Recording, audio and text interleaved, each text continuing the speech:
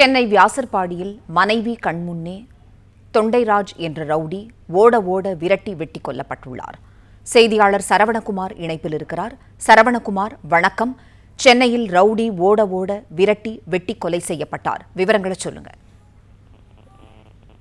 சென்னை வியாசர்பாடி பகுதியைச் சேர்ந்த ராஜு என்கிற தொண்டைராஜ், இவர் மீது 3 கொலை வழக்கு உட்பட 15 வழக்குகள் உள்ளது. இவர் எம்கேபி நகர் காவல் நிலைய சரித்திர பதிவேடு குற்றவாளிகள் பட்டியலிலும் இவர் இருக்கிறார்.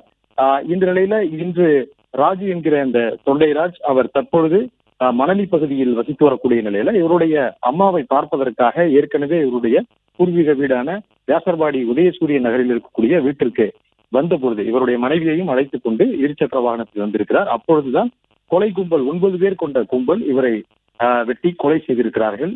சிறிது நேரத்திலேயே அவர்கள் கொலை செய்துவிட்டு அந்த கொலை கும்பல் அங்கிருந்து தப்பி ஓடியிருக்கிறது. வெகு தூரம் அவர் பின்தொடர்ந்து இந்த கொலையை அவர்கள் நிகழ்த்தி இருப்பது போலீசாருடைய முதற்கட்ட விசாரணையில தெரிய வந்திருக்கிறது.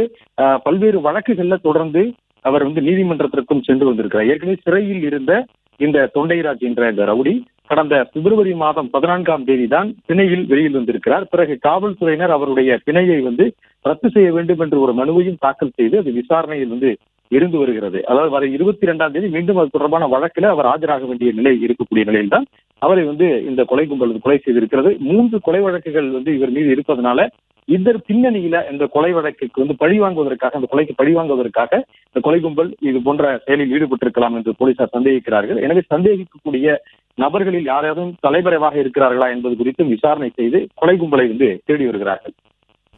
பிளே ஸ்டோர் மற்றும் ஆப் ஸ்டோரில் இருந்து பாலிமர் செயலியை QR கோடு மூலம் பதிவிறக்கம் செய்யுங்கள். செய்திகளை உடனுக்குடன் பெறுங்கள்.